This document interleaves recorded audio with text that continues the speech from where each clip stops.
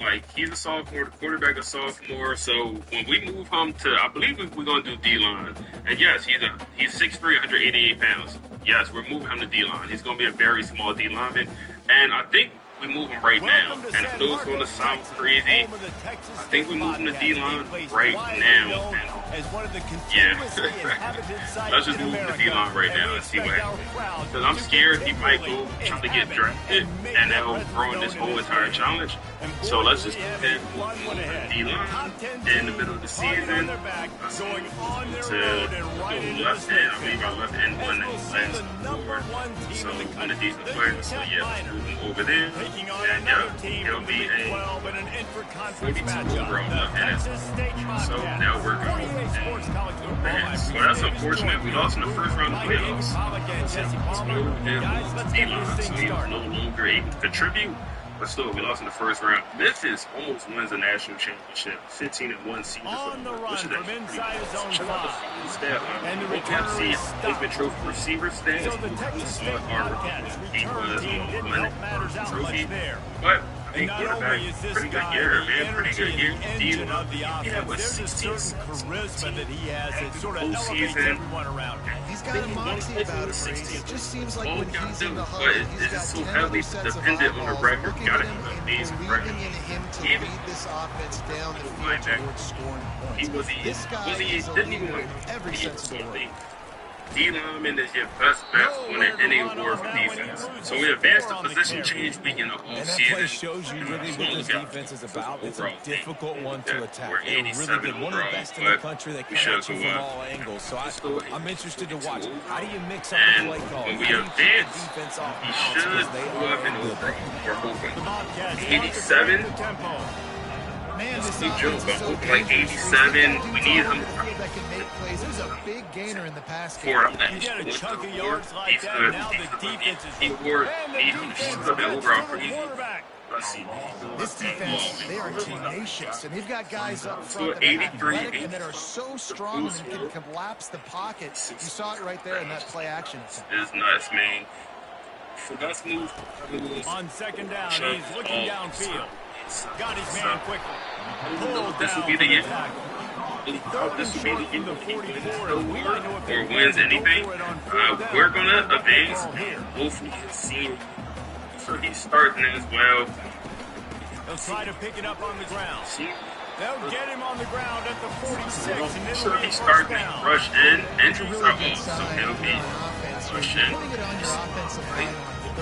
Critical down and distance, opening drive of the game. Let those guys fire off, get a hat on a hat. You can run the ball, pick up the first. You're around midfield. And all things looking pretty good here early for this offense. Rush in. It should work. This is the schedule this year. We gave him Homer beat. Gave him another military school. Hopefully they put up less of a fight this time. We get Alabama, Tennessee, Texas, Ole Miss, Florida, tough year. It's going to be a tough season. Let's advance about halfway. And he knocked down immediately, but not before he moved the chain.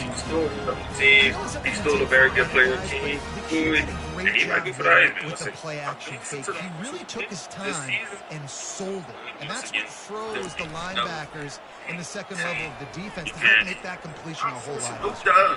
The sweet feet keeping the play alive. And he is going to be forced out of bounds behind the line of scrimmage. Tremendous defense there. See y'all boys. I'm interested. You looking with the award list, man. He's going to pass on second down. And he really needed to hold on to that one, but it was not loose, and third down is coming. Well, the quarterback knew he wanted to go to his tight end on that play. We don't have to win the Heisman with defensive players. It's a little bit too tough. Let's see. Are we in? Defensive player of the year. Oh my goodness, we're in first place. Oh my goodness, we're in first place. He was releasing the pass, and it falls to they're first place. And the Bobcats line up to punt it away. First punt of the day, and he'd love to lock them up close to their goal line. And that one will sail out of bounds. No chance for a return there. So UTEP's offense has the ball for the first time. As we take a look at our impact players for this one, what are you looking for, Jesse, for a guy to make an impact? Well, these are simply put the leaders of this football team, and generally games go how these guys play. If they make plays, then they've got a shot to win the game. No doubt, they got to show up. These are the team leaders. These guys have to play well. We're in the SEC. Good spot after that 7-yard pickup on first down. It's 2nd and 3. They'll give it to the back. Brought to the ground, but not before getting it up for the first down. Lining up from the 34 on first down. It looks like Kentucky wide receiver is going to win it. And he's able to find a little bit of running room before they get him down. Really let's advance. We're not even going to check it. We're in the SEC. Not to give the underdog reason to believe. Yes, reason to believe, and don't give the fans reason to get jacked up and excited. 13-0. Let's advance again. Be in a business mode mindset. You got to start fast. You got to have a sense of urgency. You cannot come sleepwalking into an environment like this, because if you do and you make some mistakes, this crowd will pounce on you and seize momentum. Here comes the option. He'll toss it. Well, There he goes. And a big play there on the option. The pitch was executed perfectly. The Miners will snap it on 1st and 10. Quarterback. Defense awards. Come on, Lombardi. Something to get in. Who's built the best team ever? Quarterback. Pulls and fires it complete to the right. They get him down after he makes the catch. And the Miners have moved it inside the 20. Here's the handoff. Got enough space. And he's sprinting. He'll take it all the way. Man, this is so good. This is so good, though, wordless. And they just keep feeding it to their workhorse back to open this game. Great job in the open field. He's got tremendous vision. He can make people miss. You saw all of that on display in the opening we drive. came in 5th for that. We did win the Lombardi.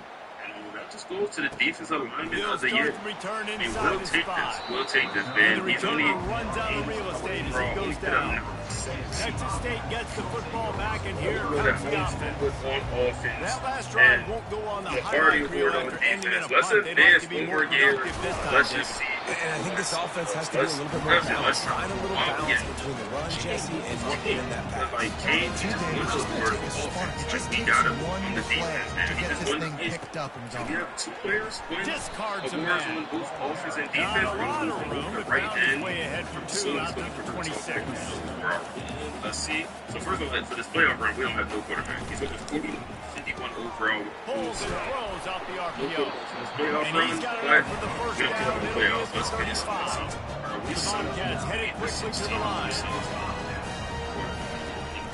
Hand off from the gun. Seeing the 3 quarterbacks Just sort of a relentless run, getting everything that was available to him, and they'll mark him down at the 40. Change week 1 week before results.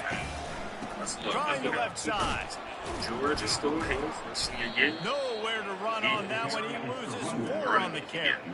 You know when you're playing against a defense of this caliber, you're going to have some sort of balance, right? You can't just drop back and throw it every single play. Nothing going on that last run. They're going to have to find another way to get it going, handing the ball. And they'll finally catch up to it, but not before a big chunk of yardage is picked up. Oh, let's keep it defense. Let's keep it defense. This change is insane. Insane. This change. Critical down distance. 3rd down. Having that conversion this early Yes, in the game, developing. that's got to feel good for this offense. Got some work to do after that last play. 2nd and 13. He is just up to, he's on 51. He's up to 79. Fighting off the defender. Still here. And he didn't have a whole lot of operating Because room after the juke, and he stopped for this his position, and he still had a few more games to play. They played the full season. He is some type of speed. Such a low overall. You get executed so fast. Looking to scramble. The quarterback scrambled around, but the defense able to scramble him and turn it into a sack. Only 78. Only 78. We're going to start, but he's not that good. George is up to a 91. He'll try to field the punt and bring it back. And he'll get downfield and make the tackle right at the 16-yard line. That's the end of the quarter, and UTEP has the lead. One period in the books, and let's take a look at the stats.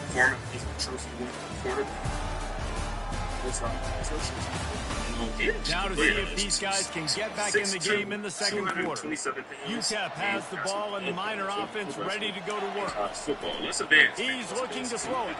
They'll run the screen. He makes the stop, and a nice pickup there on first down. Leaves him in second and manageable. Best at building teams. We're just the best. Now we play USC. Dropping back, it's McGee. Quickly complete. And they wrap him up, but not before he's got it up for the first down. Let's advance. We went out SEC after the completion. Look at that. A wide receiver to get trophy winner. Comes out throwing on first down. They've got the screen set up. He's still running at the 40. Knocked down at the 44, but he got 15 on that one. From the 44-yard line, the offense snaps it on first down. Good OC of the year. What else? What else, man? What else? Quarterback in this player of the year. Okay, we'll take that. We'll take that. Inside the 45.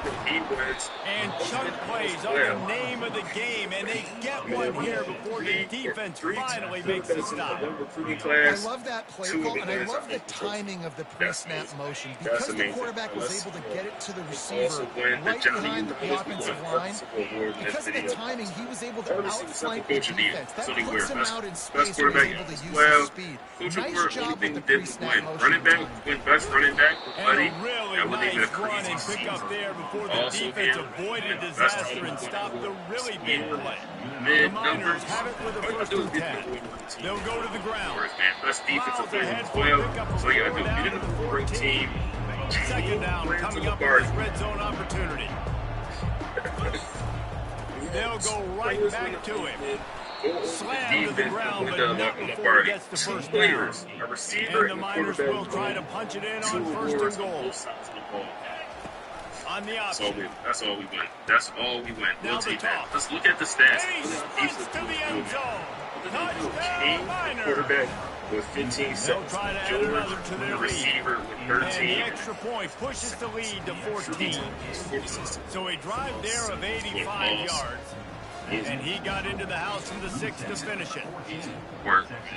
If y'all enjoyed this video, like, comment, subscribe. Hope this was entertaining, but also hope this showed you how important position changes can be. You can literally move players anywhere. It's so important. Do these position changes. Put the video on screen. This is when the pressure can ramp up a little bit on an offense, David, when they start feeling the heat to answer a score. And I think being down 14, you can kind of feel that way. But, dude, if you put a good drive together, this is a 7-point game, so Palmer, no need to panic. I was just going to say, David, I mean, this thing can flip quick. You go down, score, all of a sudden your defense gets a stop, or who knows, better yet, gets a turnover. This game is entirely different. And the Bobcats want to pick up the tempo.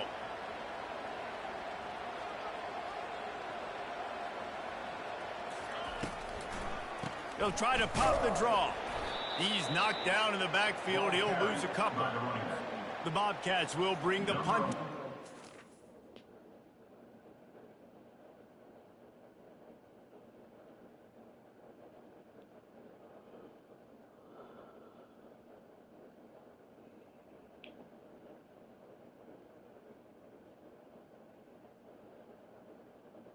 The testing process moves on for patch 8 of Baldur's Gate 3, and so does my hype as I get more and more fleshed out ideas for possible builds when the patch goes live sometime in the future.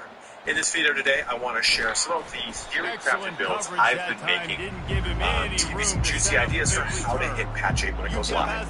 As a disclaimer up front, I don't have access to the patch, so everything here will simply be viewed on the website I use. It's purely theory-crafted, and we won't be talking about, build or early level directions, because, here for that matter, I'll need to see what this feels like when it comes to getting access to items and what have you. In my typical fashion of uploading the knowledge of my videos, I've gone ahead and put a link to each of the builds. Bro, what the fuck? Why is their coverage suddenly like lights out? skip the video and just look at the wrong lanes. I want to be respectful of your time, so if nothing piques your interest, feel free to shut the video down. It's all theory crafted, you won't miss anything important. That's be too long to watch this entire video, so if you decided to stick around to watch more, please don't forget to like, comment, and subscribe if you end up finding this video helpful, as each one of those things does help you out in a huge way. And as always, don't forget to check me out on Twitch, where I'll be streaming this game and Monster Hunter Wild when it goes live next week. Let's get started on my top build for patch 8 in Baldur's Gate 3. The very first one we're going to talk about here is my Shadow Blade. And I'm not talking about the Shadow Blade Dark Ages Camelot, which is one of my favorite stealth classes in any game of all time. And if you know what I'm talking about, you know what I mean. But what we're going to be talking about is combining the might of a Sorlock using the Shadow Magic Sorcerer and a Hexblade Warlock. I'm using the website here, EIP Gaming. They have a really good build planner for this. They have a whole item section that I haven't filled out at all, but this is pretty much how we'd be approaching it. And it's a pretty even 6-6 split of 6 Warlock, 6 Shadow Magic, because you get all the good things, quote unquote, from that split. You don't need to go that much higher. You can get more stuff, but still, get a lot of cool stuff as it is. And I would kind of see this, envision this in the early portions of the stats. You can see the actual representation right here a little bit better. So we're looking at 8 strength, 14 dex, 16 con, 8 intelligence, 10 wisdom, just to help us resist any kind of control and pairing effects, and 19 charisma. 19 charisma, this includes the feat that we would have access to. Now, whether you're playing this one on or we're going to go to this build when the game goes live, of course, when the patch goes live, this is going to hopefully have 20 charisma if it has air. And how we would break this up is 6 levels, right? I want to take 1 level of Sorcerer to start off with, because what that does is it show run here somewhere? Well, by starting off with Sorcerer, it gives us proficiency in Constitution, allowing us to maintain our concentration checks a lot easier. So we start off with that, and we're of course going to be Shadow.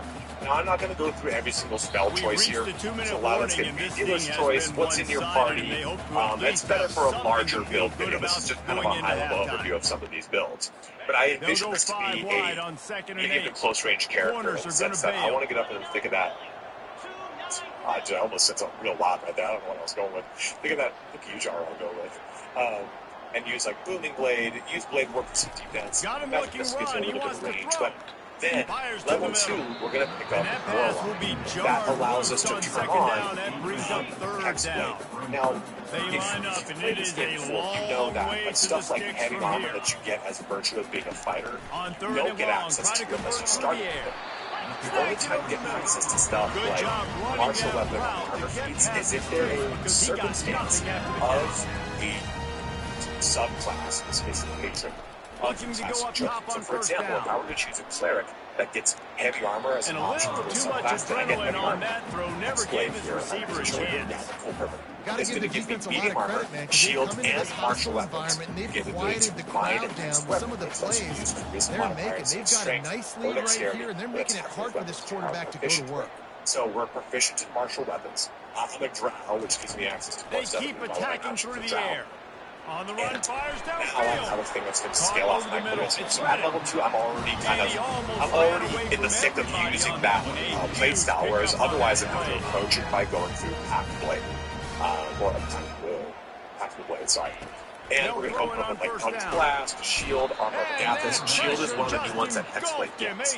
Hexblade and Shadow are going to play really well together once we So we'll then switch back to Sorcerer, doing our levels in Sorcerer, going through this shenanigans, picking up Charisma for our first feat, going all the way up to level 6 for our Sorcerer with 1 access to this. Hound of Ill. If you don't know what the Hound of Ill Omen does, it costs 3 slots and points as a bonus action, but it sounds like someone's a Hound of Ill Omen that will generate has a chance to generate sorcery points for us, and when it gets hit, they like replicate. They're insane. They're so good. So you use them for this build for infinite sorcery points, so effectively like infinite They really have no choice here. This is a no-brainer. You go for it here on this fourth down. Also, too, we're getting plenty of abilities like shield, for example, here. I'm getting that with my warlock skills, so I can just do a short rest to get stuff like shield back online, which is a really, really cool way to turn those discipline by this sophomore to make the pick. Working in your advantage. Looking downfield, it's McGee. Into Sorcerer, then now 6 more or full 5 more levels now into Warlock. And getting it over on Blast, and I guess Blast, we have to really strong hit trip. That's going to scale off our that thing was whistling. It had so many RPMs on. Bunch formation trying to confuse the secondary. Really, this is going to come down to you, right? Would you want your character to go 5 levels into Warlock first to make them a better melee attack, or 5 levels to Sorcerer first to make them better? It's up to you. And then to with Hexblade, get access to Elemental Weapon, get access to the new Shadow Blade, the Shadow Shield from Hammer, drill in practice against air, chunk play after chunk play, and here they come again. It's gone. Makes the grab and knock down, he's got it at the 25-yard line. The offense quickly calls timeout to stop the clock. So part of being play action on first down is that we have a special curse, right? Zings it complete to the right. Headed to the end zone. That's his curse. Curse is target damage roll against the target gain bonus. It's your proficiency bonus. The number you need to roll a critical hit while attacking the target is by 1 target dice. Warlock level plus 5 for risk modifier. So at our max, that's 3, so that's 6 here, plus this 4. The Miners come to the line in a hurry-up. They give him the rock again on 2nd and goal. Just hammer it with this running back again. He knows his way into the end zone. Raising a curse inspector and the extra point makes it 28-0. So that scoring drive took only 6 plays and finished the deal with the short touchdown run from the 2. I've seen a lot of new cool concepts of this being used, and it's just absolutely ace. It's so cool. On the move from inside his build is you could solo honor mode with it because you have a lot of people get a shield free cards. You have Strength of Brave, you can Shadow Magic after reaching 0 hit points, you gain 1 instead of becoming down, allowing you to stay online long enough to really kind of get things going. If you go with half orc, I don't know it, half orc. And you know the defense is going to be really concerned, so I think it's an opportunity to be able to take a shot, see how much of a chunk you can get before then you decide really just how you want to finish down on this style of effect. Those that have played and tested this quarterback here. You've got to be so smart. If you're going to be aggressive with your decision. Half orc, I take this build and I get easy for these instances, right? Because half orc has endurance, which gets you that same thing. But this is our first build here in the Shadow Blade, which combines a lot of really fun spellcrafting with potential for really fun melee in either front line, or medium line, whatever, however you want to really kind of envision this character for your next playthrough of patching. You knew eventually we would be talking about a first half and I've had this concept for a Jedi type of build for a long time.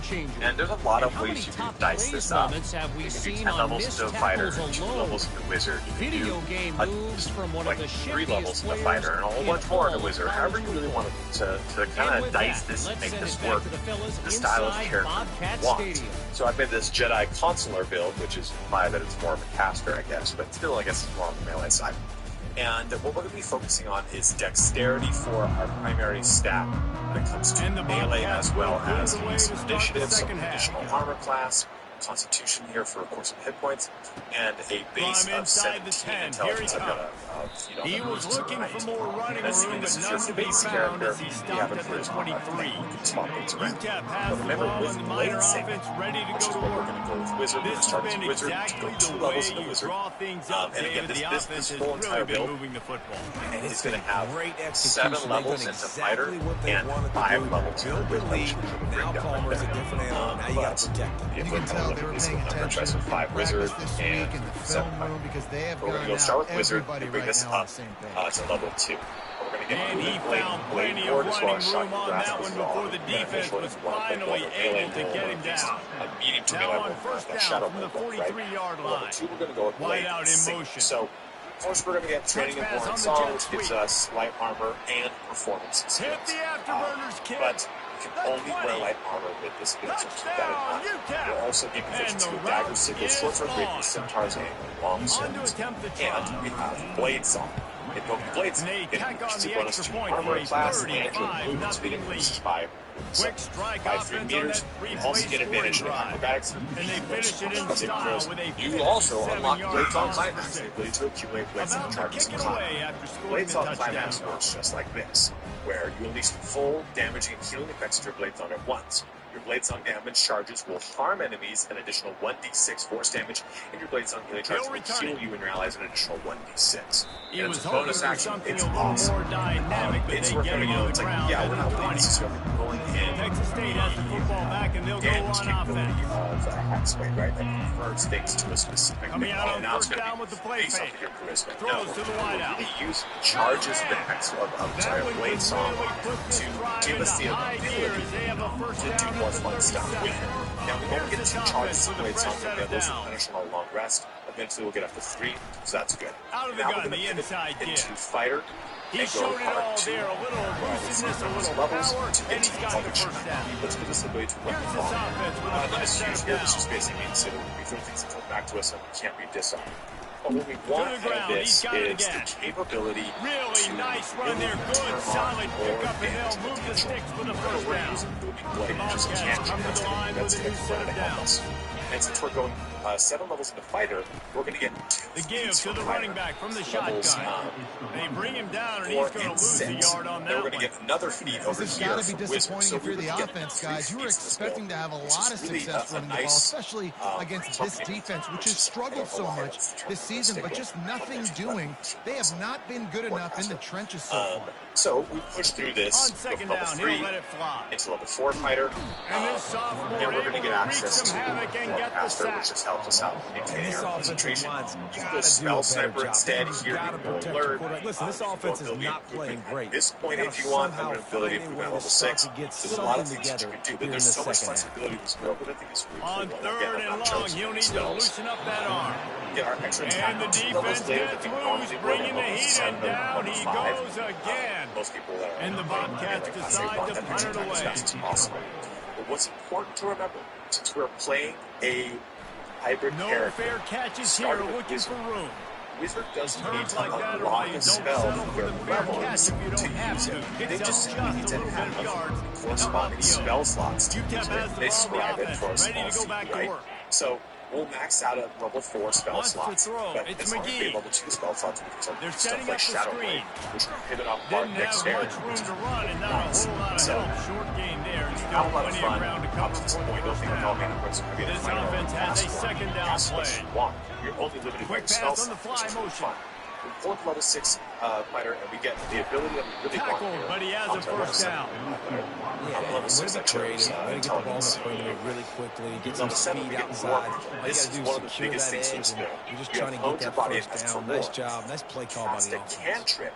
You can make a weapon attack using a bonus The action. option look. This is huge. Because this bad boy, He'll pitch it. strike with your weapon, affecting your foe with He resonance will that step hurts out them of bounds, with but not 1d8 thunder before damage the when they big move. pickup and This a first actually down is for kind this of a weird offense. situation right now. He now has So, 84 yards. attack with a cantrip, right? Well, this actually counts as a weapon attack. So, for the And traits that's of just extra another attack, routine you day use for this Blade, guy who's been among the gives you an nation's extra leaders attack. in rushing all and season then you long. can use also. That's a really good job by the bonus defense, action. wrapping them up, So you're getting getting them a on the ton of ground, attacks with take your away that run game, in a make them given turn. one-dimensional, put them in Because this passing allows you to situations. really Really good job by the defense. a ton of potential damage, especially if Play you action. use haste or a haste Fires motion to the and wideout. have a primary All action, right? kinds of So room it just to throw allows that you one in there. so much. Touchdown, Miner! So you have a lot of And fun the being able down to has basically ensued. act as a quick buzzsaw and do quite a bit of damage. The kick That's why I is said you up could just and simply good take and put one more on the lead. and you can use And Blade let's Song, check in right, with Kevin to Connors in the add even studio. more Kevin? Guys, fervor right back to to use your that Blade game Song. after we update You the use the nation ability on and this have one. force damage behind the attack with your bonus went on action the if you so road wish, and rather just than actually doing dominated. another And that's attack. There's a one lot way of to ways grab that you can attention cleanse on a this national and have level. fun. Make a For statement Wizard, in we're someone going more else's stuff house here. and I'll win prove level you're 5, which gives us legit. another And did the use of our Tigers rights. ever So, do the that? Jedi Class Flare can be used in a bunch of different ways. I can football use and this a round and convincing have a outcome, whole different and certainly construct. a game And with if it's used to be implications an far outside beyond drag just the mark, standards, fellas. How about that? It's Sounds a like they had a really good cool ball way to game play there, Kevin. Thanks for the around update. with blades on, which their also own gives you a ton 23, of it'll be murder and first and capabilities 10. in those times. The next one here Looking to combines move the it depth through the domain, air. Flare, He's with got him the in the open, flat. way of the open hand Makes pump, the which catch, is and already he's brought down. a disgusting They class were on able to it. get the ball to the And running this back really in hinges space, on but that product space damage. just Now, I think evaporated. depth makes our Great job by the defense, man. It's tough to get those guys on the ground. They're so used to being having the football as running backs and making plays and being dynamic. Dexterity, Usually one start guy off not as going to get a on the ground. You want 14 many guys constitution swarming and to the 17 football, wisdom, which try would to get hopefully that help elusive out guy on with the the ground. help of Wow, this Axter and offense what is have just stuck you. in For the our mud. class, They've we already start punted or, 4 sorry, times, and it's and go third into depth down domain. now. Big thing with depth domain is He remember took a that hit that as he means threw it and cantrips that couldn't only deliver target the one football. creature It's can target incomplete, and additional fourth down's creature. coming. So The from the start Bobcats will of try to this pin them back with the punt. we They can may have to use pay him overtime. He's punting for the 5th time he's today. told the dead Makes a move. and bone chill Coverage team able to put a and have a stop lot to of that fun with return it. at the Every turn, 42-yard you're line. going to be close to combat, which is kind of the shortcoming of being a monk until you get further and you can really move really fast, right? So this is really nice. We get to a great set of Why do you take this cantrips that I don't we can target an understand. additional creature with. So it's nice to be able to basically spread those around, do some fun damage with them, and have a lot of good stuff done, especially with Toll the Dead. It's our newest one. We developed a deal with targets full health, you deal 1d8 necrotic damage instead. So it does more damage to that weapon for 1d12 if you've got the day or not. So you can have a lot of fun spreading this out.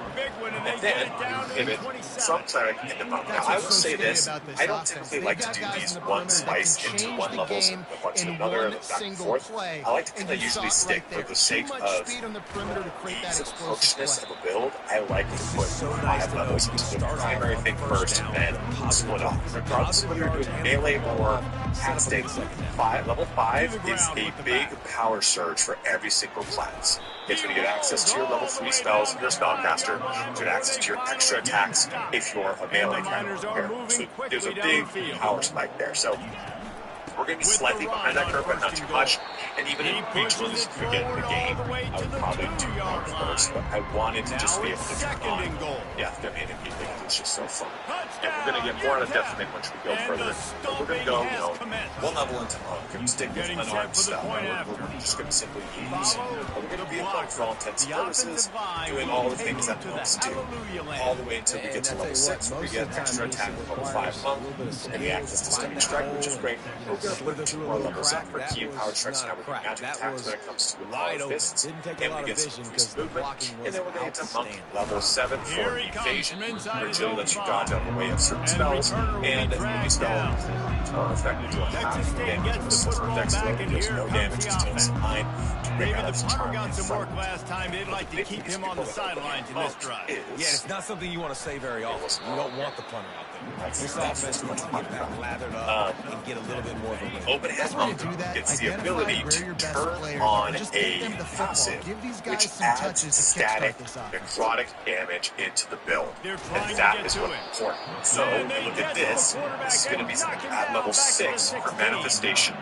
We've seen this offense struggle early in this game, protecting the quarterback. They went in at halftime, thought they'd made the right adjustments, but it's not looking like it right now. They're still having issues. I decided to take Monk to level 6. I'm trying to level 7 here. I learned level 7 because of this. We can break away from combat fight, and spells don't do much damage to us. You can just easily just do even 6-6 split with that. And I'll talk about why 6-6 would be beneficial in 1 second. When we go further into Cleric for this, Touch of Death. You hit a creature with a melee attack, you can use your Channel Divinity charge to deal an extra 5, plus 2 times your cleric level necrotic damage. Yeah, so, why you would go 6 levels is 6 cleric and 6 monk. You actually get 1 extra Channel Divinity charge, that's just on short rest. But this so I gotta find a way version is now going to be 2 times 6 versus 2 times 5. Maybe blitz, but still, mess up this rhythm they base end. That's 15 extra necrotic damage plus your 1d4 necrotic damage. So you've got a ton of necrotic damage coming out of your character on primary action, on secondary action, and if you remember, you have not used an open hand bone. Flurry of blows is disgusting, because all these are going to be immune to necrotic damage. There's so many items in this game that could really benefit from using necrotic items. Go to town on this. And also level 5, which is the big reason we want to get all the way down to this point, is we want Spirit Guardians. The Spirit Guardians can be turned on for 3d8 Radiant or 3d8 Necrotic. Worth noting, necrotic damage is also one of the most resisted spell types in the game. And at level 6 Cleric, we do get the ability to bypass when we use a spell specifically the necrotic resistance of targets. That's death domain. So that's a nice caveat that there is to that necrotic damage being heavily resisted. Keep in mind though, this is a concentration capability, so you're going to have to cast this instead of other things. But if you're getting a tight spot, you can go ahead and use Vanguard Touch, which is again a concentration ability. Which enemy assigns their life force and regain half as many hit points, but also dealing 3d6 necrotic damage. So there's tons of necrotic damage there in this build with a touch of the finger of death. It's just not as creative. Texas State has the football back, and they'll go on offense. Their drive chart is starting to look a little monotonous. Punt, David. And their defense is starting to get a little frustrated. They just keep putting me back this on the build could be field. 5-7, 6-6, and I think there's a lot of this offense needs to get their heads out of there. You know what? Death domain, because I think it's really spicy a lot of fun different directions, especially for the death used to this offense. They just got to stay on the field. They got to put a drive a together little more and get some hectic. balance This is a going, better running and end throwing game the build, ball. or at least one that you've played through the game with the character, and you want to pivot on patch 8 versus a brand new build. And the other two, I think you can be fine progressing through the game in the steps that I laid out for them. But the Arcane Stalker here is a 3-way multi-class build. So I'm going to be using 6 levels into Fighter, specifically Arcane Archer. This affords us 2 feats, one being, of course, the ability of alert being a specific one, so we're +8 for our just threw that one away to avoid disaster. And the other one here. The offense came into this game knowing that for them to win, they were going to have to make some big plays throwing the football. That just has not been the case. Here in the fourth quarter, they've been held to less than 200 passing yards, and that's really the story of the game. Really good job by the coverage team to make the stop and put it in play.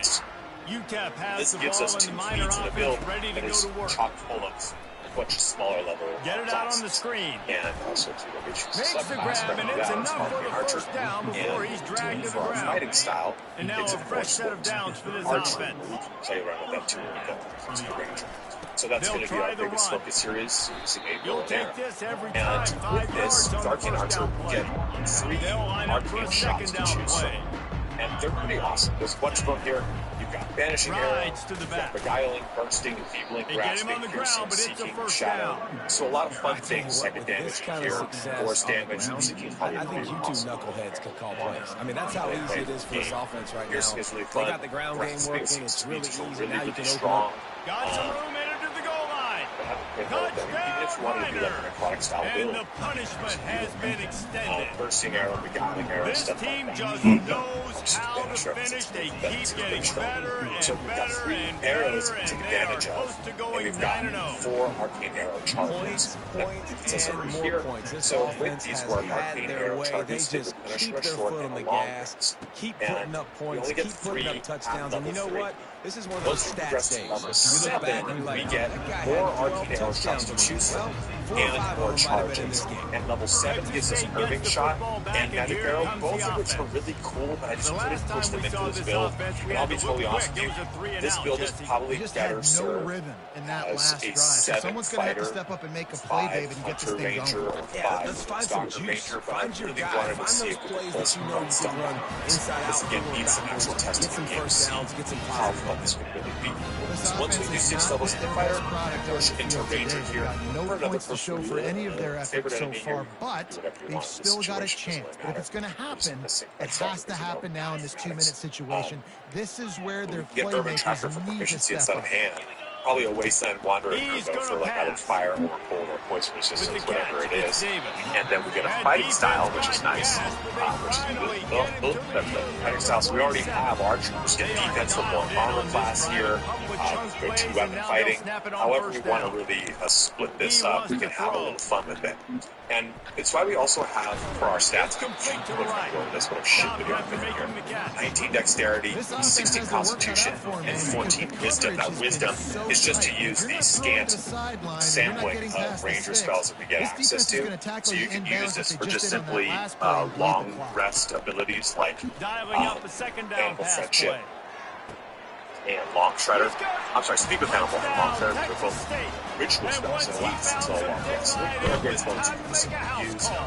Snaring Strike if you want to. This has been a rough day for this offense, and finally, some good things to happen. Some momentum maybe for the future. With level 3 Ranger, we get Dread Ambusher. You specialize in taking out foes quickly. And lose your game +3 to your initiative. On the first turn of combat, bring the speed increase by 3, and you make an additional 1d8 damage when you do you have an additional 1d8 damage attack when you do. Or make attack and just special damage. So you have a really nice set of Alpha Strike capabilities. This offense has really been clicking into the game so far, Jesse. No doubt. Everything their play caller is dialing up. These guys offensively have been able to go into level 3 to give us assassins for assassins alacrities. You've been doing. You got a big lead. Let's just keep piling it on until they find and any successful attack roll against a surprise creature is a critical hit, so you get some surprises. I love the idea, and I love just finding ways to get your best players out in the open field. This pre-snap motion and using it to their advantage on that last play, I think that was a nice call. They've got a 1st and 10 at the 34. Fast motion from the offense. They'll keep it on the ground. They want this clock to move. You want to make sure to maximize those types of runs, and he gets it out does rely on using 6-yard pickup on first down. Leaves them with 2nd and 4. Additional damage. Here you go. The gift to the back. Deal extra damage to a foe you have advantage against, and assassinate initiative gives us advantage on attack rolls against which they have to take which will be us because we have so much initiative. This gets additional damage for every odd level of rogue you've got. So we'll at least to move the chains on the ground. A nice sneak attack to take advantage of the use, and we have an extra attack built into this build as well, so we'll be doing a lot of Alpha Strike potential, but this is my way of trying to turn our Arcane Archer into this really fun, kind of stealthier, more tools in their tool shed type of build that I think might not be that great. I'm not going to lie to you. I think, again, Arcane Archer mixed it with something else than just a simple 2-class. Multi-class is probably better, but I think this is really cool thematically, and we can try it and see if it does an upgrade. Our last class is the Radiant Druid, and we're going to be using the new Starry Form Druid and the Light Cleric, which is already like a blaster, very fun cleric. This is why recruiting is so important. So we're going to go with 14 Dexterity to start off with, 16 Constitution to help us off with any of those concentration checks, and then 17 Base Wisdom into a 19 after feats. With, again, if this is your face character, go with like 10 Charisma. Really put that where you wish. Into the class situation, we're going to start as a cleric. And I originally, when I built this out, I was like, okay, let's go 2 levels into cleric just to get this. But you know what? Maybe I just go start with druid. I figured, you know what? Let's just go 6 levels cleric, 6 levels druid. And you could swap this if you wanted. But the reason we've done it this way is, I'm going to pop over to this. It's the way Starry Form works. So Starry Form is going to use a wild shape charge. So Starry Form works similar to Circle of Spores in that it does not change your character like it does whenever you would use a wild shape charge otherwise, right? Wild shape charge, you shape shift into a bear or whatever. You can't do anything of whatever unless whatever that bear does. That's not the case here. Now, we have Starry Form, Archer, Chalice, or Dragon. And we do whatever the ability is, healing. This Luminous Arrow is pretty cool. It's a bunch of 1d8 plus Wisdom modifier, which is a 4 right now for us, right? Radiant damage has a bonus action, or our Dragon, which is really nice as well. So we have 3 capabilities that we can use, which is very fun. We get that at level 2 for Druid. So if you want, you can start with 6 levels into Druid and take this first, and you'll be just fine. And you get your star map, which allows you to use Guiding Bolt without using spells. And Guiding Bolt here gives you tons of radiant damage. And anytime the next attack roll against that target, it has advantage. So it helps out the whole entire party. So that's how I've really positioned this class. And we're going to focus on getting level 6 for Cosmic Omen. Whenever you long rest, you consult the stars for a Cosmic Omen of Weal or Woe. The Omen grants you the ability to increase Weal or decrease Woe, attack rolls, and saving throws, and to increase your abilities, your allies' ability check. So basically, it's like being a divination wizard, to put it easily, where you can influence or decrease roll in some way, shape, or form. So you get a lot of fun utility from that. And at level 6 Druid or Cleric, we get fun stuff too. So by jumping down through here, we go to level 4 Druid, we get our ability improvement. And level 4 Cleric. Level 5 Cleric, we also get our Spirit Guardians. Remember though, since we are a light Cleric, that's it, that was at that time. Radiance of the Dawn is 2d10 plus level, it's character level, not class level. So eventually this will be 2d10 plus 12 radiant damage, which is sick. And no matter what, they still take half damage on a save. So it's a real great ability. It's very, very good. And it's a nice big explosion. Now, what you get to at Light Cleric is Warding Flare. Shield yourself with Divine Light. Use a reaction to impose disadvantage on an attacker. So it makes you personally very tanky. At level 6, though, we get improved Warding Flare. So now we can cast this, quote-unquote cast this. I say cast this not as like casting a spell, but like to throw this onto anyone in our party. So you can use reaction to impose disadvantage on the attack rolls, possibly causing their attack to miss when an enemy attacks an ally. So this is very cool. It makes this character a really awesome, fun backline support bomber of a character that is ripping and gripping with nukes and all sorts of fun stuff. Right? You get Fireball from your Cleric spells, all sorts of cool things. Then as we pivot into Druid with level 2, we get our Starry Forms activated. We get Guidance, which is, we get that from a Cleric anyway, right?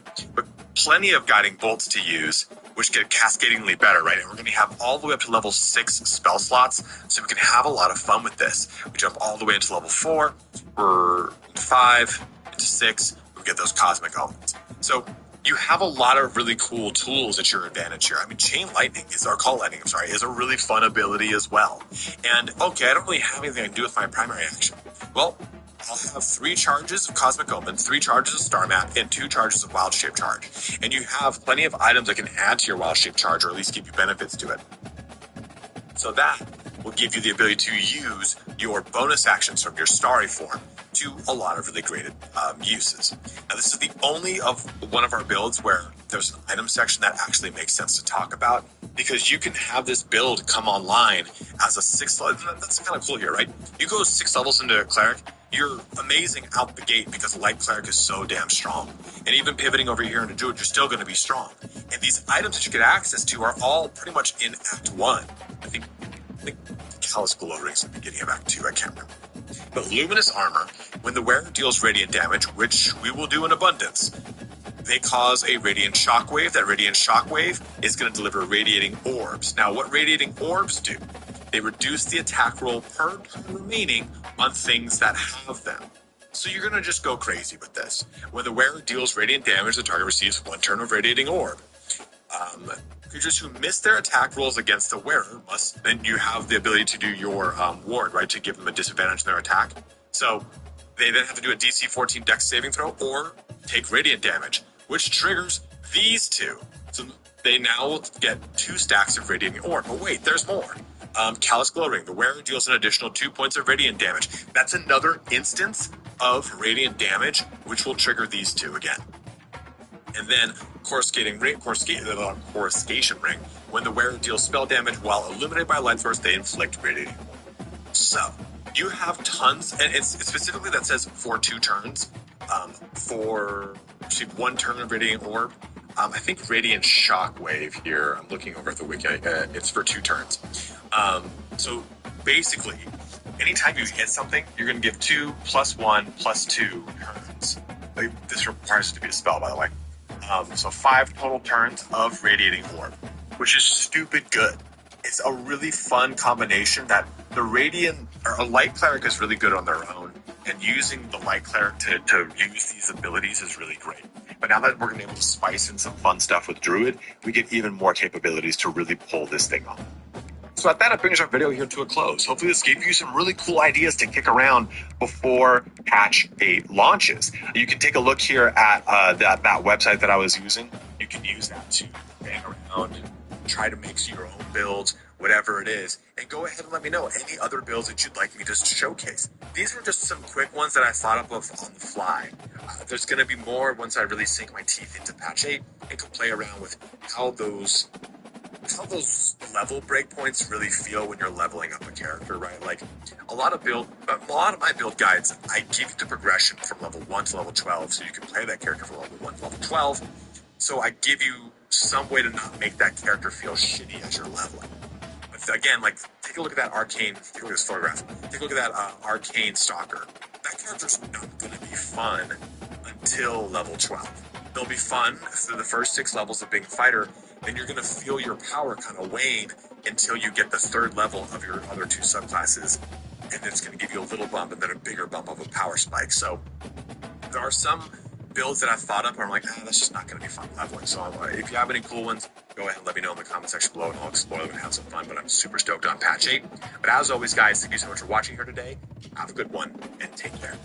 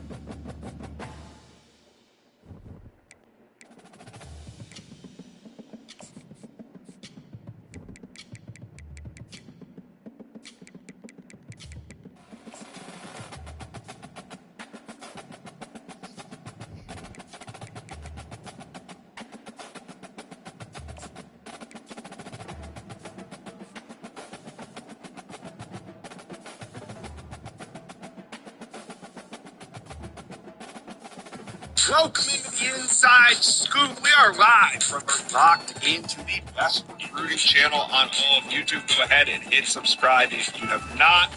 We got a busy show. Recruiting is buzzing. We had spring games all across the country, but today, we're going to talk some spring game talk. We are talking Tennessee, and they're moving on. The Volunteers moving on from Nico to Maliava. We're going to attack it from a few different angles today.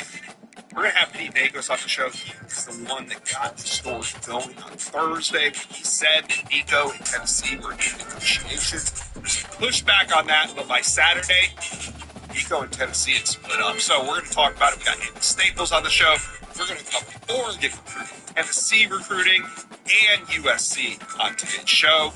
But first, let's talk about the biggest developments in college football recruiting from over the weekend. Now, we're going to start with Tennessee moving on from Nico. Yes, the Nico Imaliava era in Knoxville is over. Remember back in 2022? At the time, Nico had signed a blockbuster NIL deal worth more than $2 million per year.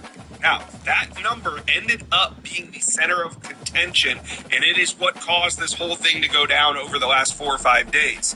So, at the time, when Nico signed that deal, he was one of the highest paid, but not in 2025. You see, there are quarterbacks getting paid well over $2 million a year, and I think that's what Nico and his family looked at.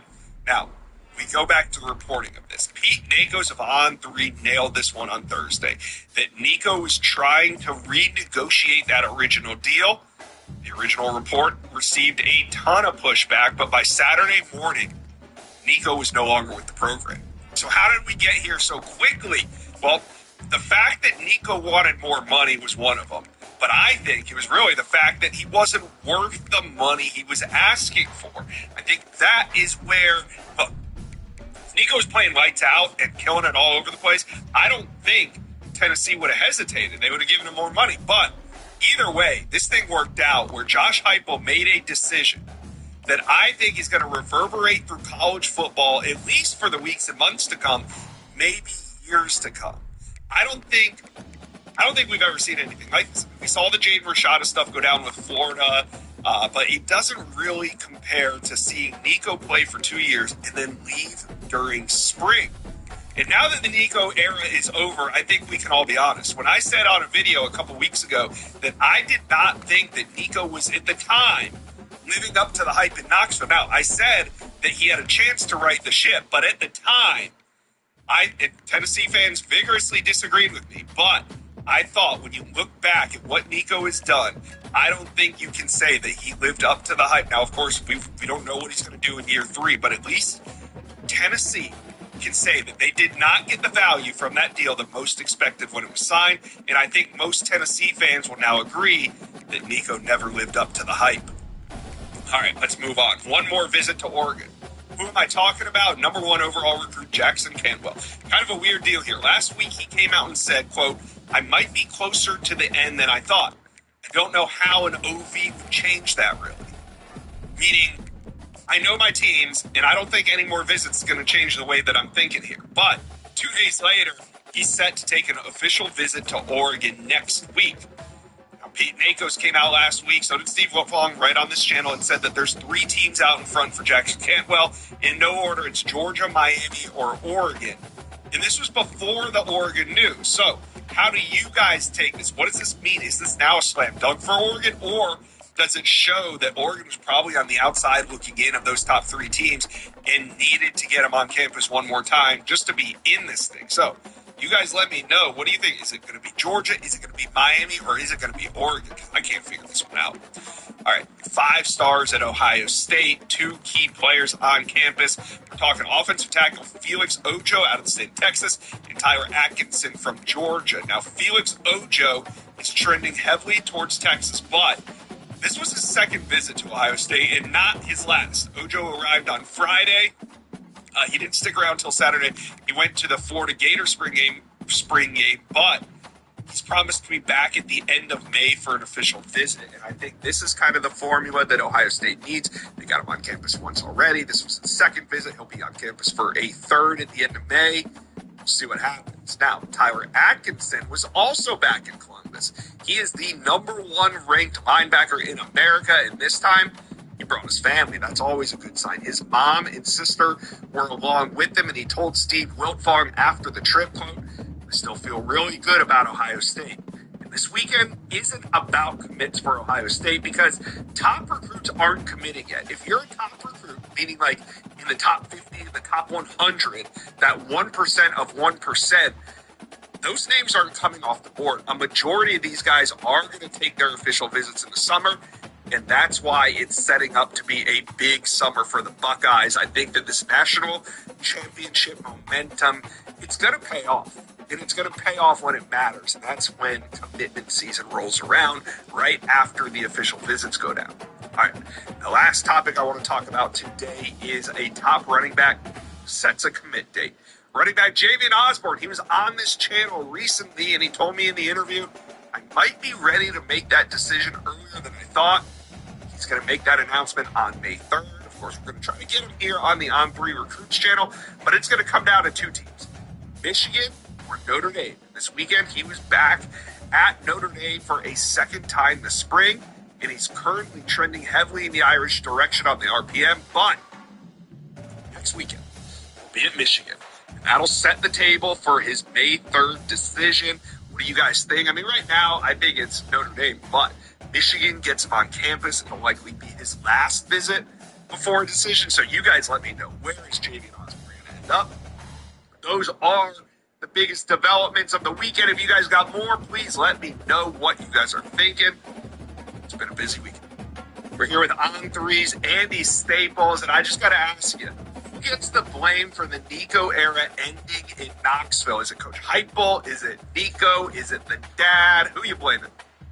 It's Team Nico. It's the whole shebang. It's the dad and friend advisors who are not good at negotiating, and it's Nico who played the way he played last year. Because here's the thing. Tennessee would not have had a problem with Nico asking for more money if Tennessee thought Nico was worth more money. Clearly they did not. Yeah. And this is kind of something that, behind the scenes, I mean, we heard brewing going into the first transfer portal. Are you surprised that it took for spring ball to be basically completed for this thing to finally blow the top off of it? Well, it's because he's being advised by people who don't know what they're doing. And that's what happened. Like, if Drew Rosenhaus or WME or CAA is representing Nico Iamaleava, this gets handled quietly in December. They leverage Miami or somebody else who's shopping for a quarterback, and they get a raise at Tennessee. But they didn't handle it right. They asked for an astronomical amount in December. Tennessee said no. And instead of leveraging in December, when there were more shoppers in the marketplace and you could go to another SEC school, they were like, oh, okay. And then they just waited till the spring portal where there aren't as many shoppers, where you can't go to another SEC school, and all of a sudden, they don't have a whole lot of leverage. I think they thought that, and this is kind of part of it, when your dad is your agent as opposed to a Drew Rosenhaus type. Like, Drew Rosenhaus isn't sentimental about this. He's got a lot of clients. He's going to have to take a pretty realistic view of how good you are. Daddy's going to think you're the greatest thing since sliced bread. Sure. Well, Dad's going to think you're Joe Montana, Dan Marino, and Peyton Manning rolled into one. And that's probably what they thought, and they thought Tennessee would think that too. And Tennessee's looking at it more realistically, like, okay, what's our record with him? What's our record without him? What's the worst case scenario with? Worst case scenario without? This ain't worth it.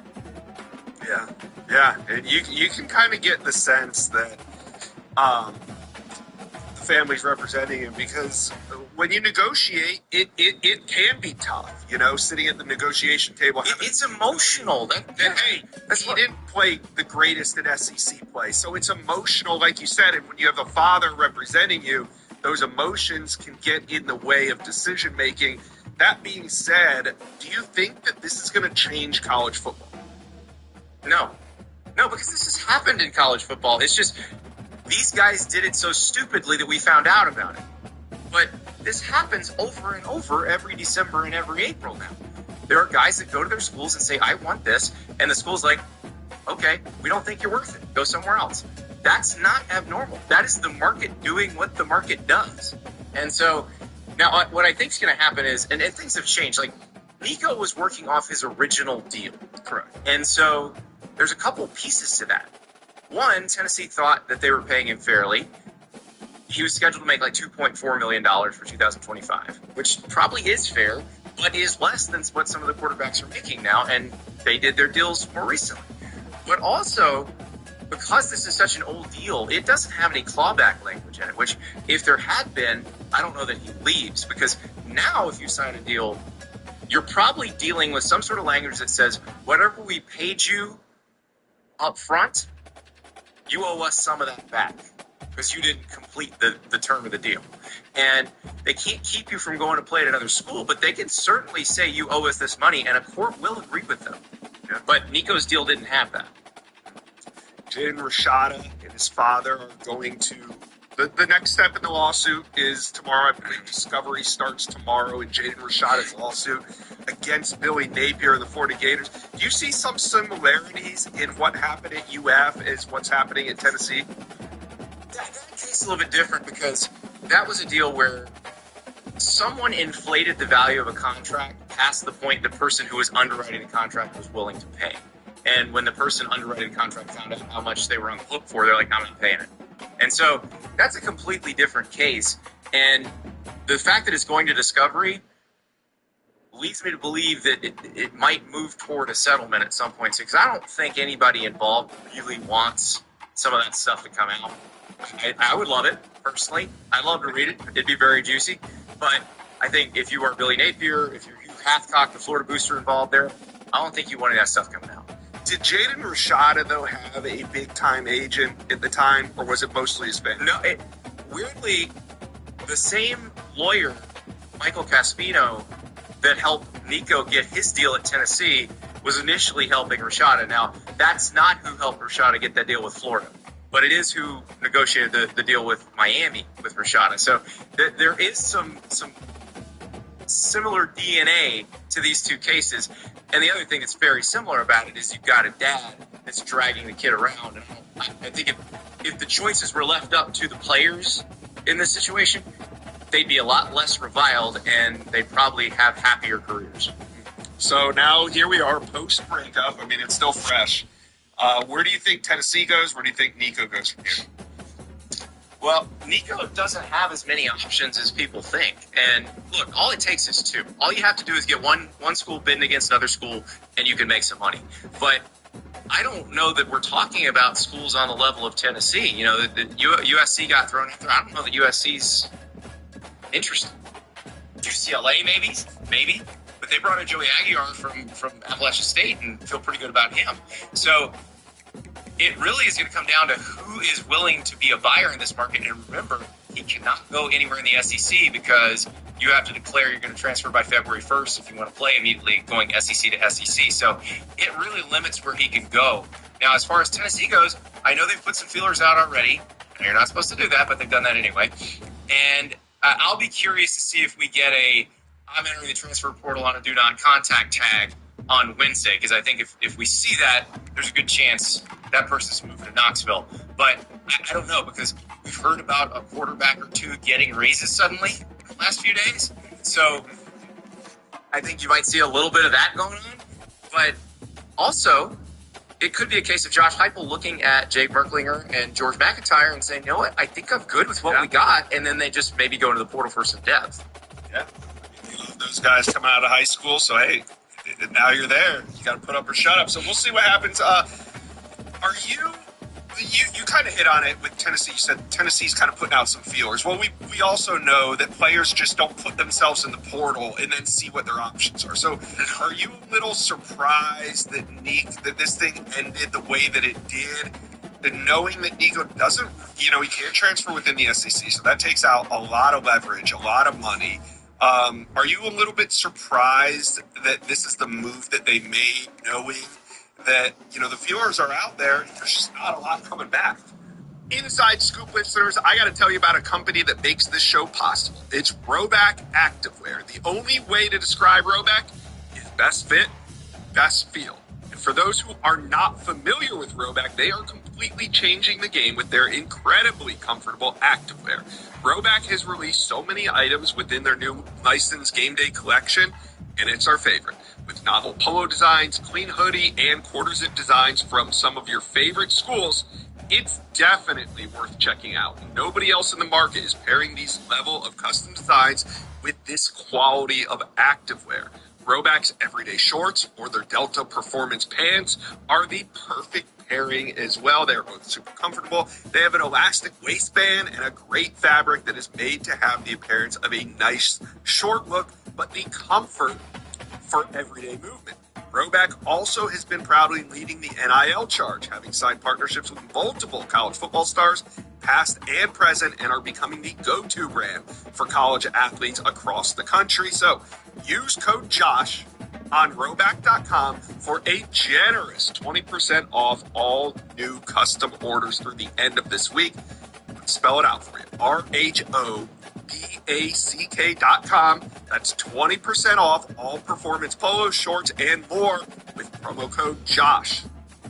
I'm not surprised because these guys aren't professionals. They don't know what they're doing. Now, maybe I'm completely wrong. Maybe they had a deal set up since last week, and on Wednesday he goes in with a do not contact tag, and we find out the next day that he's been going somewhere all along.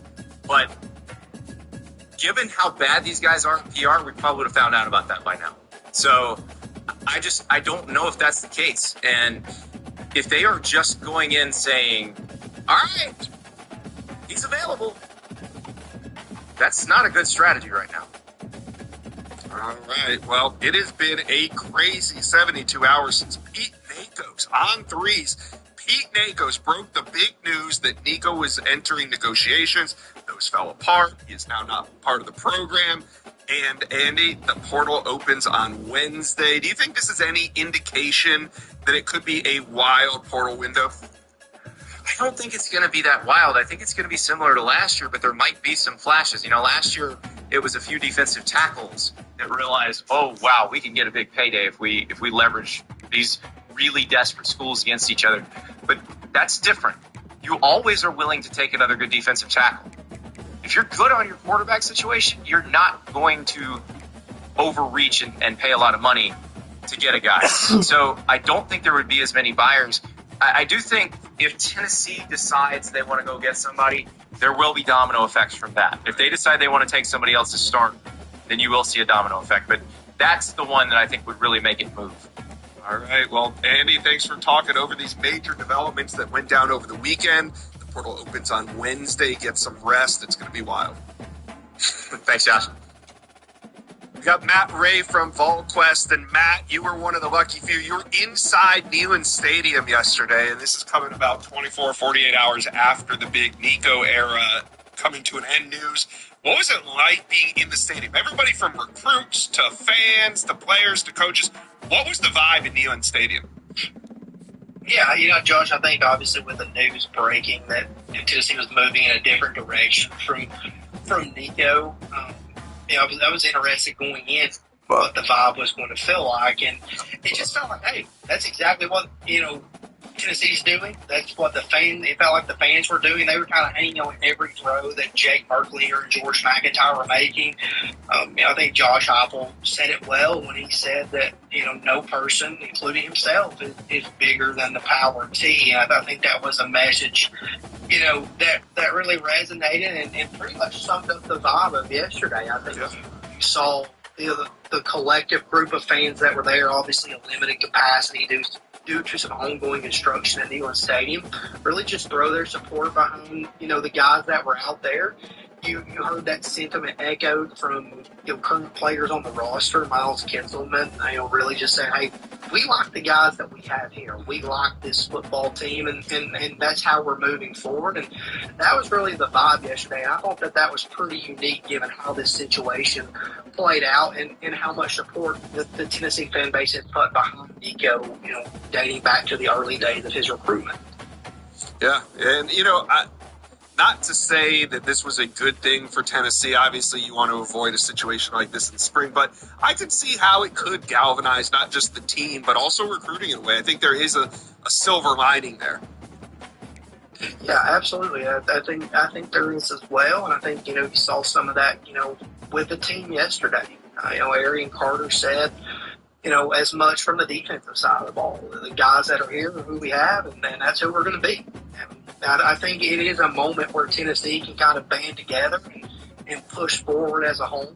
And I think Josh Heupel's done an excellent job of leading that from his staff to the team and on to the recruiting trail. All right. Well, let's hit on a couple of recruits. There's three big names that I want to talk to you about. We'll start with Braden Rouse. He's a top 10 linebacker from Marietta, Georgia. We know Tennessee likes to get into the state of Georgia and do some damage, and they got some competition because you got Georgia, of course, but now Michigan's kind of getting involved here. But after this visit with Rouse, what do you think? Where do you think Tennessee stands? Well, I joked with Braden Rouse back in the winter, toward the end of January, 1st of February. I said, I think you've been here 5 times in 5 months now. I just felt like anytime he could get to Knoxville, he had been there.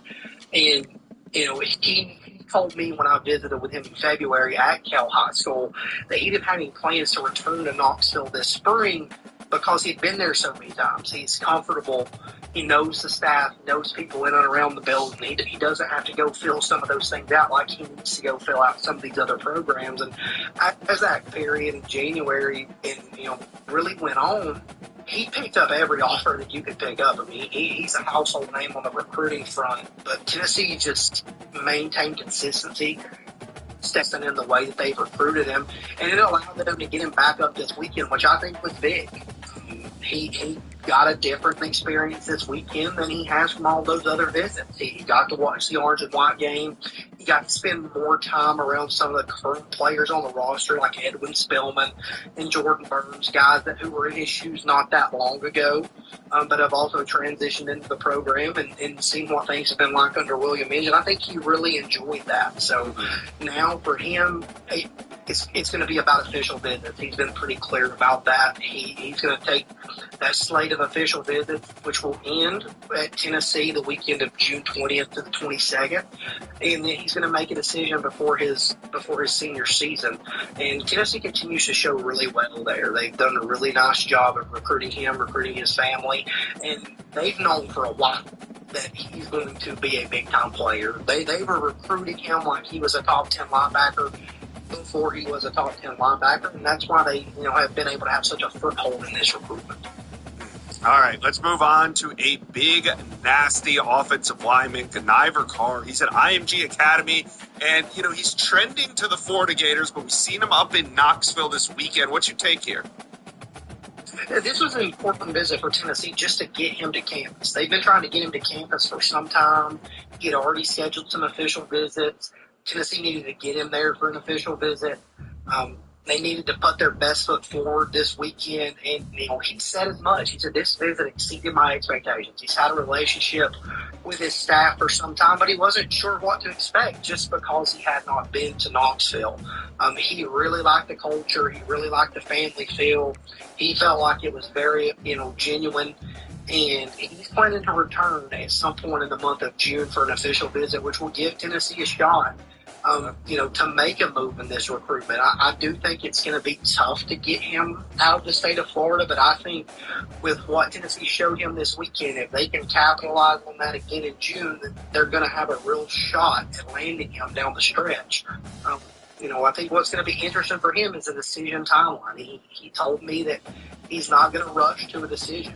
He doesn't want to be a guy that's back and forth. He wants to find the right culture, the right football fit, and he wants to commit to that, and that could go on into the fall. So this could be a recruitment that could, see him take official visits in the summer and then, get him back to campus for an unofficial visit in the fall. So it seems like there's still some runway left there for Tennessee, but this was certainly a step in the right direction this weekend.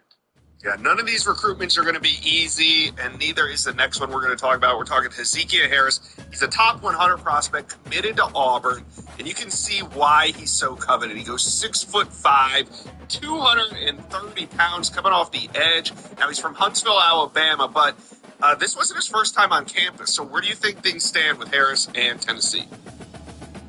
I think Tennessee continues to be much in this recruitment. He has a long-standing relationship with new outside linebackers coach LaVorn Harbin, Coach Chop. I think that he's done an excellent job of recruiting him to this point. And I think that's the reason you've seen him come back to Tennessee, 2 times since the calendar's turned over to 2025 here. He's scheduled to be back in June on an official visit, and Tennessee's going to continue to swing at a guy like him. Tennessee has recruited that edge, that Leo position really effectively, and while Harbin hasn't always had that title, he's been one of the guys behind the scenes that's played a vital role in Tennessee securing some of these guys that they have. I mean, for example, another guy that was in town this weekend that's currently committed, C.J. Edwards, New Jersey. He committed to Tennessee before ever taking a trip to campus because of his relationship with Harbin. He's a really good football player that's still going to generate some interest that Tennessee was in on early. And since Tennessee has continued to recruit him through that commitment to Auburn, they continue to remind him that he's a priority, and he's fully aware that they are not going to go away. So as you said, John, another guy's not going to be an easy recruitment, but I think Tennessee's going to be in this until the end, and he's not going to rush to make what will be a final decision, in my opinion. He understands that no matter kind of what happens, he understands that he's been committed to Auburn, but other schools haven't gone away. Tennessee hasn't gone away. Florida hasn't gone away. Other schools are still calling him. So he knows that if he takes official visits and makes a decision, the process probably still isn't going to end. So he's going to see this thing through to the finish line and do his due diligence. But Tennessee, very much in play, and he learned a lot more about his football fit this weekend, which is very important, in my opinion. All right, last question, and I got no reason to ask you this, but after the developments the last 36 hours, is everything good with Faison Brandon? Yeah, Josh, I believe so. I mean, I think when you look at a guy like Faison Brandon, he's been rock solid to Tennessee from the start. I mean, he's a guy that has been pretty transparent throughout his process, where Tennessee stood for him before he was committed, and then once he's committed, he's continued to come back. He wants to be on campus as much as he can. Still very active behind the scenes as a peer recruiter, from what I'm told. So I think Tennessee continues to sit in a good spot there, but he's a guy that's coveted, and, you know, just like with all these guys that we've talked about, like Hezekiah Harris, you'll hear teams calling him, you know, down the line. He said as much when I recently talked to him. Alabama and LSU continue to call him. He continues to thank them for their time and lets them know that he's committed to Tennessee, but it's a recruiting process, so, you know. All right. Well, interesting time in Knoxville. Appreciate you stopping by after the Tennessee spring game, or whatever they're calling it these days. A lot of recruiting going on. Life goes on. Recruiting goes on. Appreciate you, Matt Ray from Ballquest. Yeah, thanks, Josh. Pete Nago, so we got the portal opening on Wednesday. Want to get your opinion on who are some of the big buyers this time around? Yeah, you kind of look at the college football landscape right now. Michigan is definitely going to have a need at wide receiver and offensive line, and I think we're going to need to also see what Michigan does in the portal when it comes to quarterback. They obviously have Bryce Underwood. They obviously have Jaden Davis, but there's some questions with Mikey Keene and what that's going to look like, and if they need to bring someone else in. Obviously, Keene has been limited this spring. Then elsewhere across the country, Bill Belichick is gearing up for his first season of college football. He needs to go get a quarterback this spring. That is going to be a big focus point that I think a lot of the nation kind of turns its attention to. And then Ohio State has a big need at defensive tackle. Texas Tech is going to be a buyer. They've proven to be a buyer. They're going to be a buyer again. Penn State kind of needs maybe a couple more wide receivers. So, yeah, there's a lot of needs across the country right now. So when it comes to, we know that there's going to be a lot of demand, but what about the supply? What positions will serve up the best talent? Is it quarterback and O-line? I mean, where can teams really go to upgrade some of these positions? So maybe the most needed position right now is offensive tackle. That's one thing we keep hearing a lot about right now. And you can never have enough edge rushers and just top defensive linemen. So I think those two spots are really going to be a focal point. But the news of this past week at Tennessee and Nico Iamaleava's departure is really going to set off some quarterback dominoes, I believe. All right, yeah, and that leads to my next question. What does Tennessee do when the portal opens? I mean, we already saw kind of the storm brewing with Mike Matthews. He's staying at Tennessee, at least for now. We, one, see more players enter the portal from the Tennessee Volunteers, or we see Tennessee get active in acquiring talent. Yeah, so Tennessee now has 2 scholarship quarterbacks on its roster, so that is definitely going to have to be a position of attention and need right now. They have George McIntyre, the freshman, and Jake Berger, the redshirt freshman, and both guys are going to have a shot to compete for the job. I think what's going on right now at Tennessee is there's a conversation of, do we go bring in a guy who has the experience, who can come in and start day one in the SEC, or do we go get a guy that is going to challenge George and Jake, but also sets George and Jake up for an opportunity to compete for the job and maybe set us up for the 26 and 27 seasons beyond just 2025. Now, the one thing you get asked to, Josh, is do we see more players leave Tennessee? I think Tennessee did a heck of a job in December of keeping their roster together, and a lot of stuff was kind of, there was a lot going on in Tennessee in December, all across the board. We continue to learn more about it. Tennessee did a really nice job of keeping that roster together, and they're going to have to continue to do it this spring.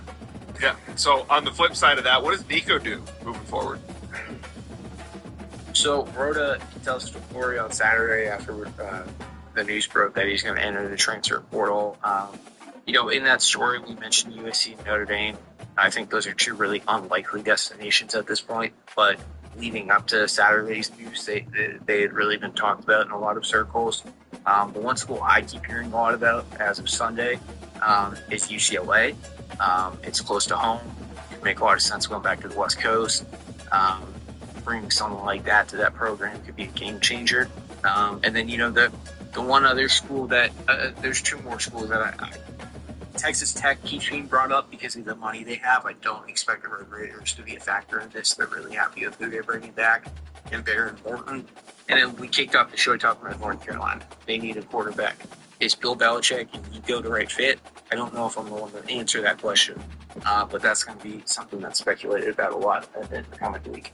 Yeah, all eyes on that recruitment when the portal opens on Wednesday. Now, it seems like there's still a good amount of teams with major needs to fill. Is this going to be an expensive time to fill those needs?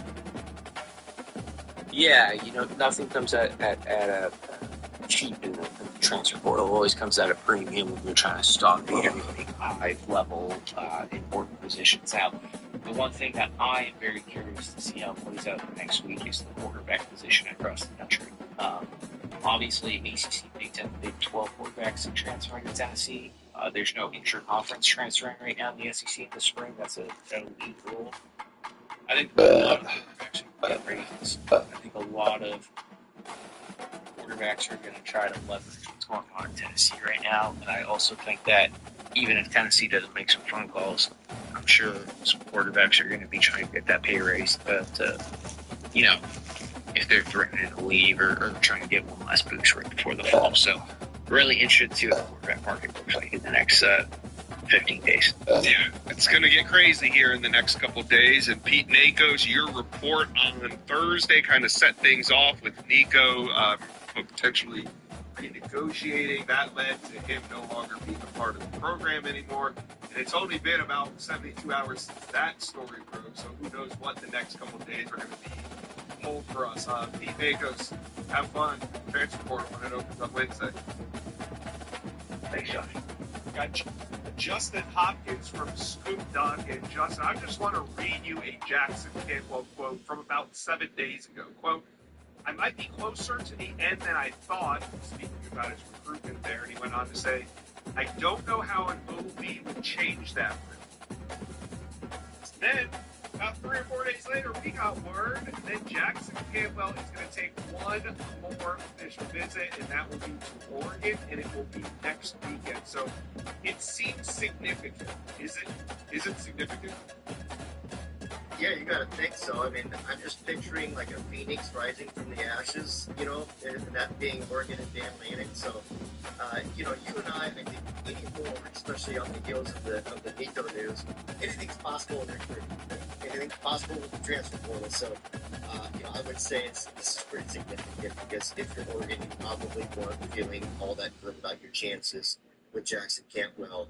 And, this definitely feels like a last pitch sort of an effort. But, in today's recruiting, we all know that anything can change in a minute. So I think getting him on campus and giving yourself a shot to, sit down at the table and go over things one more time.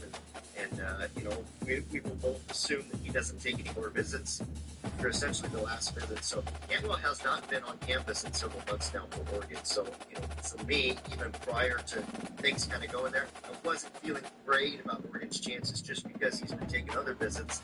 Hasn't been to Oregon in a while, and that's usually a pretty good telltale sign.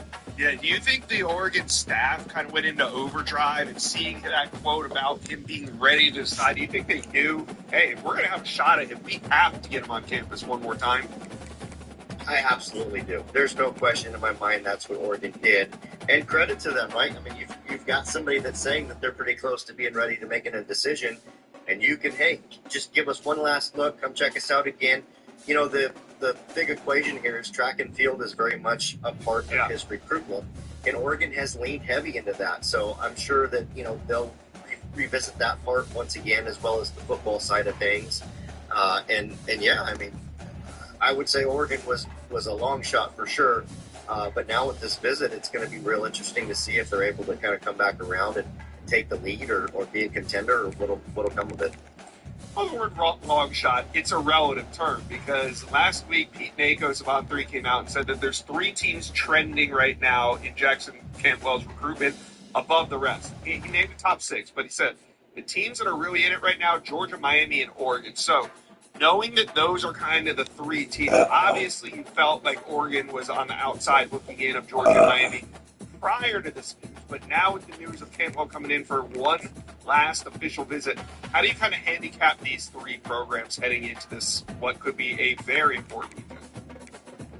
Yeah, I think Miami's got the upper leg right now. I think they're the team to beat, and I think had this visit not taken place, they're probably putting Jackson Cantwell on their commit list. But now, I think this really boils down to probably Oregon versus Miami here, and Mario Cristobal, offensive line head coach. Alex Mirabal is a great offensive line coach down there in Miami. I know those 2 well from covering them at Oregon, so I don't blame Jackson Cantwell for looking, as an offensive lineman, for looking hard at Miami. So, the Ducks have done well under Dan Lanning, putting guys into the league. Obviously, Josh Connerly is a borderline first-round, early second-round offensive tackle that they recruited and developed out of high school. So I'm sure they'll lean into that as well. I do think Oregon has to catch Miami in this one. I think Georgia's probably, I don't want to say out of the running, but feels like a distant third at the moment. All right, so I want to wrap it up with this. I just connecting some dots here, Justin, doing the science a little bit, but I'm looking ahead to May 5th. I know it's Cinco de Mayo, but it's also the day that number 1 quarterback Jared Curtis commits.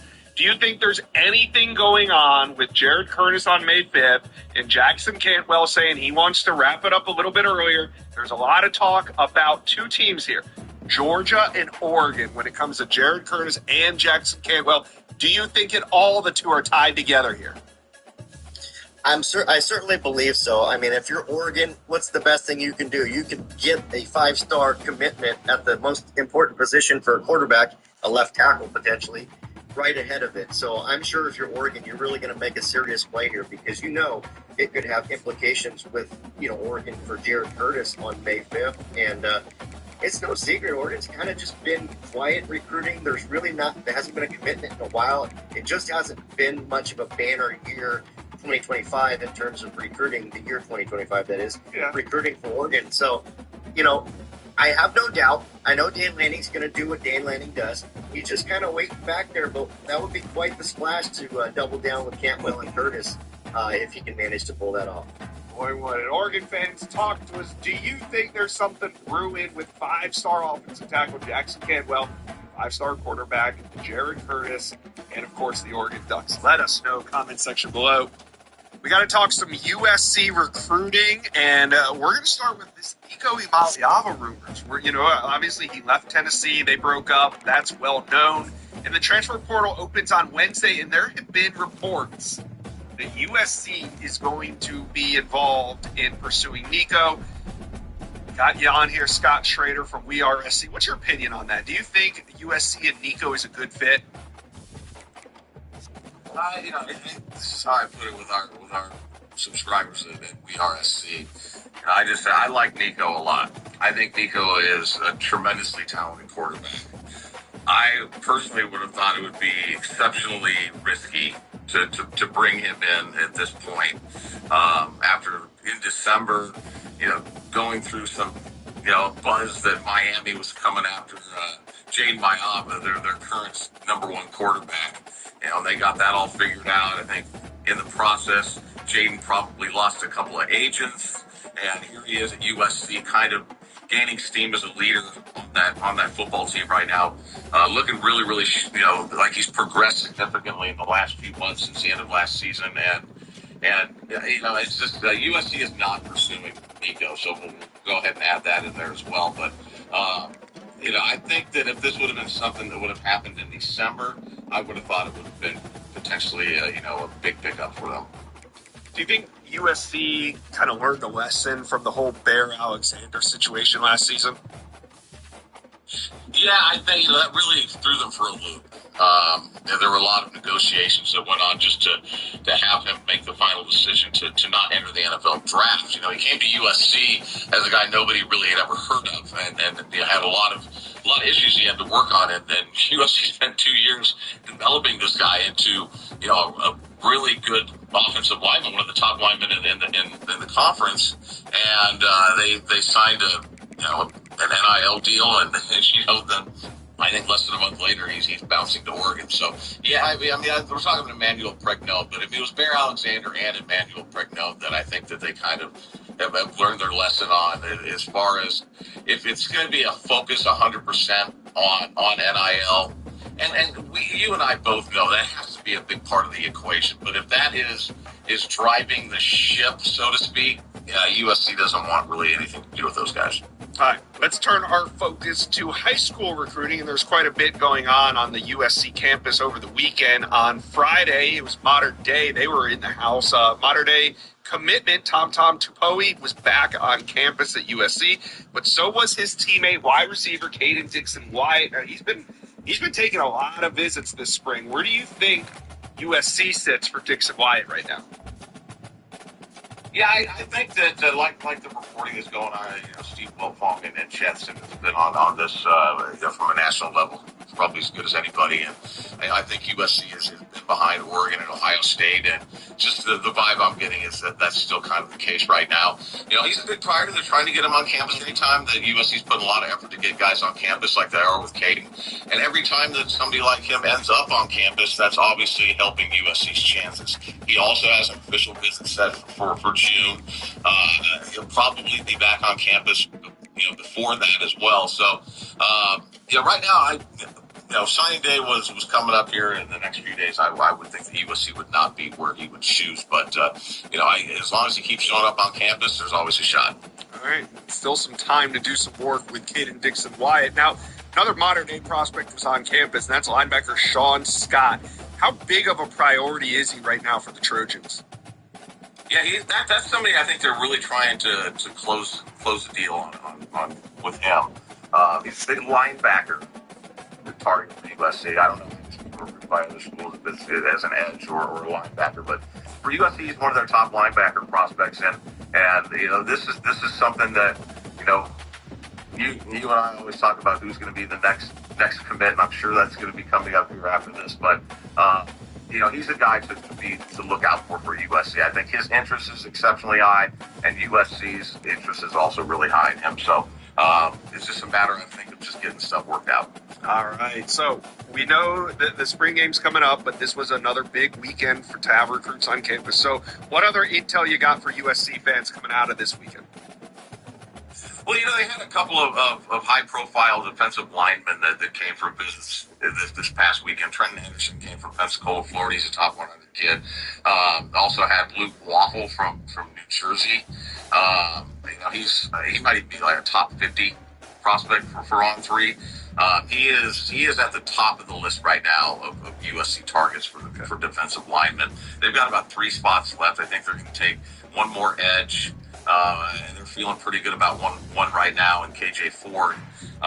So they got a couple spots for the interior guys, and Luke Waffle is, hopefully I'm saying his name right, is among the highest of priorities. So he was there. So was Tristan Givens from Columbus, Georgia, another top 100 kid. So I'm told that those guys are all set to come back for official visits, so we'll see how that works out in a few months from now. But I also had Danny Lang from Modern Day. He's a top safety prospect for the class of 2027, so I thought I'd mention him. Jalen Hill is another one from St. John Bosco. USC has done really well with the class of 2026 local defensive backs. They've got like 4 or 5 committed right now. Class of 2027 is kind of going in the same direction as the class of 2026 from that position group right now. And Jalen Hill and Danny Lang and Aaron Washington was on campus